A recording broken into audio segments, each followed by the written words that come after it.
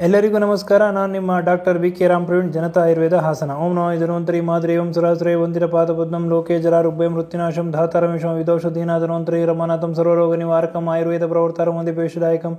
ಸರ್ವೇ ಜನಃ ಸುಖಿನೋ ಭವಂತು, ಸರ್ವೇ ಸಂತು ನಿರಾಮಯಂ. ಶಾಂತಿ ಶಾಂತಿ ಶಾಂತಿ. ವೀಕ್ಷಕರೇ, ವೀಳ್ಯದೆಲೆಯ ಮಹತ್ವವನ್ನು ಇವತ್ತಿನ ಸಂಚಿಕೆಯಲ್ಲಿ ತಿಳಿಸ್ಕೊಡ್ತೀನಿ.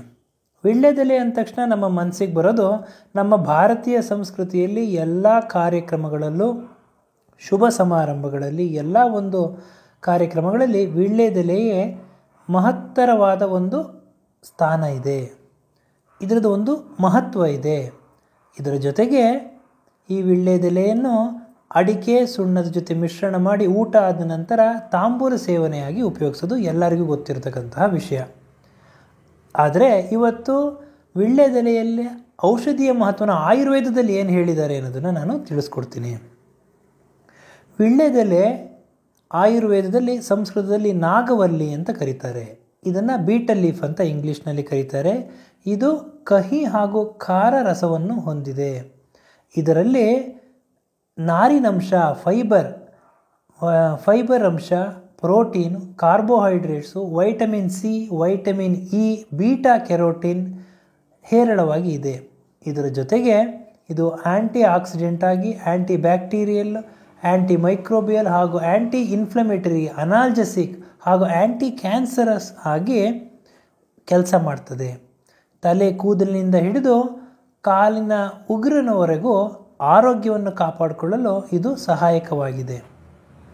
ತಲೆ ಕೂದಲು ಉದುರ್ತಾ ಇದ್ದ ಸಂದರ್ಭದಲ್ಲಿ, ತಲೆಯಲ್ಲಿ ಹೊಟ್ಟು ಡ್ಯಾಂಡ್ರಫ್ ಆಗಿರ್ತಕ್ಕಂಥ ಸಂದರ್ಭದಲ್ಲಿ ವೀಳ್ಯದೆಲೆನ ರಸವನ್ನು ಕೊಬ್ಬರಿ ಎಣ್ಣೆ ಜೊತೆ ಮಿಶ್ರಣ ಮಾಡಿ ತಲೆಗೆ ಪ್ಯಾಕ್ ಹಾಕೊಳ್ಳೋದ್ರಿಂದ ಈ ತಲೆ ಕೂದಲು ಉದುರುವುದು, ಹೊಟ್ಟು ನಿವಾರಣೆಯಾಗ್ತದೆ.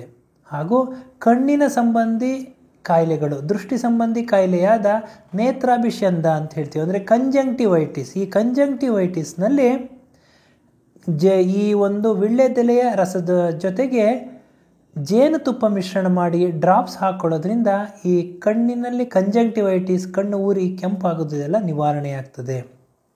ವೀಳ್ಯದೆಲೆ ಅಡಿಕೆ ಸುಣ್ಣವನ್ನು ತಾಂಬೂಲ ಸೇವನೆಯಾಗಿ ಊಟ ಆದ ನಂತರ ಸೇವನೆ ಮಾಡೋದ್ರಿಂದ ಬಾಯಿಯ ದುರ್ಗಂಧ ನಿವಾರಣೆಯಾಗ್ತದೆ.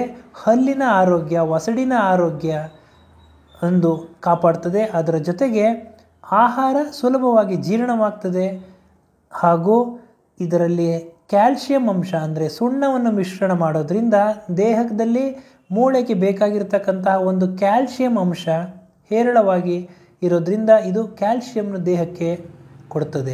ಇದ್ರ ಜೊತೆಗೆ ವೀಳ್ಯದೆಲೆ ಅಡಿಕೆ ಸುಣ್ಣ ಹಾಕಿದಾಗ ಬಾಯಿ, ನಾಲಿಗೆ ಎಲ್ಲ ಕೆಂಪಾಗೋದು ತಮಗೆಲ್ಲ ಗೊತ್ತಿರುವಂತಹ ವಿಷಯ. ಇದರ ಏನೋ ಒಂದು ಅರ್ಥ ಅಂದರೆ ದೇಹಕ್ಕೆ ಬೇಕಾಗಿರ್ತಕ್ಕಂತಹ ಹಿಮೋಗ್ಲೋಬಿನ್, ಐರನ್ ಕಂಟೆಂಟ್ ಅಂದರೆ ಕಬ್ಬಿಣ ಅಂಶವನ್ನು ಇದು ನೀಡ್ತದೆ. ನೀವು ನೋಡಿ, ಯಾವುದೇ ಒಂದು ಬೀಟ್ರೂಟ್ ಇರ್ಬೋದು, ಕೆಂಪಗಿರ್ತಕ್ಕಂತಹ ಒಂದು ಆಹಾರ ಪದಾರ್ಥಗಳ ಸೇವನೆಯಿಂದ ದೇಹಕ್ಕೆ ರಕ್ತವನ್ನು ನೀಡುತ್ತದೆ. ಕಬ್ಬಿಣಾಂಶ ಹಿಮೋಗ್ಲೋಬಿನ್ನ ಹೆಚ್ಚು ಮಾಡ್ತದೆ. ಈ ಒಂದು ದಾಳಿಂಬೆ ಇರ್ಬೋದು, ಬೀಟ್ರೂಟ್ ಇರ್ಬೋದು, ಕೆಂಪು ಸೊಪ್ಪುಗಳಿರ್ಬೋದು, ಇದೆಲ್ಲದು ನಮಗೆ ಆರೋಗ್ಯವನ್ನು ನೀಡ್ತದೆ. ಹಾಗೂ ಈ ಒಂದು ಮಕ್ಕಳಲ್ಲಿ, ಎಳೆ ಮಕ್ಕಳಲ್ಲಿ ಕೆಮ್ಮು ಕಫ ಇದ್ದ ಸಂದರ್ಭದಲ್ಲಿ ವೀಳ್ಯದೆಲೆಗೆ ಸ್ವಲ್ಪ ಹರಳೆಣ್ಣೆಯನ್ನು ಲೇಪನ ಮಾಡಿ ಸ್ವಲ್ಪ ಬಿಸಿ ಮಾಡಿ ಎದೆಗೆ ಇಟ್ಟು ಪಟ್ಟು ಹಾಕೋದ್ರಿಂದ, ಕಟ್ಟೋದ್ರಿಂದ ಎದೆಯಲ್ಲಿರ್ತಕ್ಕಂತಹ ಕಫ ಕರಗುತ್ತದೆ. ಹಾಗೂ ಆಹಾರ ಜೀರ್ಣವಾಗದಲ್ಲಿ, ಹೊಟ್ಟೆ ಜೀರ್ಣ ಆಗದೆ ಹೊಟ್ಟೆ ಉಬ್ರ, ಹೊಟ್ಟೆ ನೋವು ಇದ್ದ ಸಂದರ್ಭದಲ್ಲಿ ವೀಳ್ಯದೆಲೆ ಜೊತೆಗೆ ಒಂದು ಚೂರು ಉಪ್ಪನ್ನು ಸೇವನೆ ಮಾಡೋದ್ರಿಂದ ಹೊಟ್ಟೆಯಲ್ಲಿ ಇರ್ತಕ್ಕಂತಹ ಹೊಟ್ಟೆ ನೋವು, ಹೊಟ್ಟೆ ಉಬ್ರ ಅವೆಲ್ಲದು ನಿವಾರಣೆಯಾಗ್ತದೆ. ಹಾಗೂ ಈ ಕೆಮ್ಮು, ಶೀತ, ಅಸ್ತಮ ಇಂಥ ಒಂದು ಸಂದರ್ಭದಲ್ಲಿ ವೀಳ್ಯದೆಲೆ ಜೊತೆಗೆ ಕೃಷ್ಣ ತುಳಸಿ ಎಲೆ, ಕಪ್ಪು ತುಳಸಿ ಅಂತ ಏನು ಹೇಳ್ತಾರೆ, ಆ ಕೃಷ್ಣ ತುಳಸಿ ಎಲೆ ಹಾಗೂ 2-3 ಲವಂಗ ಹಾಗೂ ಅದರ ಜೊತೆಗೆ 1 ಚಿಟಿಕೆ ಪಚ್ಚಕರ್ಪೂರ ಮಿಶ್ರಣ ಮಾಡಿ ಹಲ್ಲಲ್ಲಿ ಜಗಿತಾ ಇರೋದ್ರಿಂದ, ಅಗಿದು ಆ ರಸ ಕುಡಿಯೋದ್ರಿಂದ ಕೆಮ್ಮು, ಕಫ ಹಾಗೂ ಈ ಅಸ್ತಮ ಸಂಬಂಧಿ ಕಾಯಿಲೆಗಳು, ಶ್ವಾಸಕೋಶ ಸಂಬಂಧಿ ಕಾಯಿಲೆಗಳು ನಿವಾರಣೆಯಾಗ್ತದೆ. ಹಾಗೂ ಈ ಒಂದು ಹೊಟ್ಟೆ ಉಬ್ರ ಇದ್ದಂಥ ಸಂದರ್ಭದಲ್ಲಿ, ಹೊಟ್ಟೆ ನೋವಿದ್ದಂಥ ಸಂದರ್ಭದಲ್ಲಿ ಇದೇ ವೀಳ್ಯದೆಲೆಗೆ ಹರಳೆಣ್ಣೆ ಮಿಶ್ರಣ ಮಾಡಿ ಸ್ವಲ್ಪ ಬಿಸಿ ಮಾಡಿ ಹೊಟ್ಟೆ ಮೇಲೆ ಇಟ್ಕೊಳ್ಳೋದ್ರಿಂದ ಹೊಟ್ಟೆ ಉಬ್ಬರ, ಮಲಬದ್ಧತೆ ಅವೆಲ್ಲ ಅದು ನಿವಾರಣೆಯಾಗ್ತದೆ. ಸಣ್ಣ ಮಕ್ಕಳಲ್ಲಿ ಮಲಬದ್ಧತೆ ಇತ್ತು ಹಾಗೂ 2-3 ದಿನ ಆದರೂ ಮಕ್ಕಳು ಮಲ ವಿಸರ್ಜನೆ ಮಾಡಿಲ್ಲ ಅಂತಂದರೆ ಈ ವೀಳ್ಯದೆಲೆಯ ತೊಟ್ಟನ್ನು ಹರಳೆಣ್ಣೆಯಲ್ಲಿ ಅದ್ಬಿಟ್ಟು ಸ್ವಲ್ಪ ಉಗುರು ಬೆಚ್ಚನಾಗಿರ್ತಕ್ಕಂಥ ಹರಳೆಣ್ಣೆಯಲ್ಲಿ ಅದನ್ನು ಅದ್ದಿ ಗುದದ್ವಾರದಲ್ಲಿ 3 ಸೆಕೆಂಡು ಇಡೋದ್ರಿಂದ ಸರಾಗವಾಗಿ ಮಲ ವಿಸರ್ಜನೆಯಾಗ್ತದೆ. ಹಾಗೂ ಚರ್ಮ ಸಂಬಂಧಿ ಕಾಯಿಲೆಗಳಲ್ಲಿ ಅದರಲ್ಲೂ ಎಕ್ಸಿಮಾ, ಸೋರಿಯಾಸಿಸಲ್ಲಿ ಇದು ಮಹತ್ತರವಾದ ಕೆಲಸವನ್ನು ಮಾಡ್ತದೆ.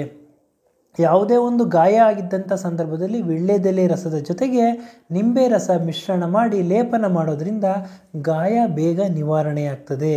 ಹಾಗೂ ಈ ಒಂದು ದೇಹದಲ್ಲಿ ಇರ್ತಕ್ಕಂತಹ ಒಂದು ಪೌಷ್ಟಿಕಾಂಶಗಳನ್ನ, ಅದರಲ್ಲೂ ಕ್ಯಾಲ್ಶಿಯಂ, ಐರನ್, ಈ ಒಂದು ಪೌಷ್ಟಿಕಾಂಶಗಳು ಹೆಚ್ಚು ಮಾಡೋದಲ್ಲಿ ಈ ವೀಳ್ಯದೆಲೆ ಸಹಕಾರಿಯಾಗಿದೆ.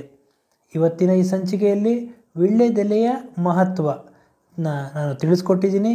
ಈ ಒಂದು ಮನೆಮದ್ದುಗಳು ನಾನು ಏನೆಲ್ಲ ಹೇಳಿದ್ದೀನಿ ಮನೆಮದ್ದುಗಳು, ಈ ಮನೆಮದ್ದುಗಳನ್ನು ಸೂಕ್ತ ಆಯುರ್ವೇದ ವೈದ್ಯರನ್ನು ಸಂಪರ್ಕ ಮಾಡಿ ಅವರ ಸೂಚನೆ ಸಲಹೆ ಮೇರೆಗೆ ನೀವು ಈ ಒಂದು ಮನೆಮದ್ದುಗಳನ್ನ ಮಾಡ್ಕೋಬೇಕು ಅಂತ ಹೇಳಿ ಇವತ್ತಿನ ಈ ಸಂಚಿಕೆಯನ್ನು ಮುಗಿಸ್ತಾ ಇದ್ದೀನಿ.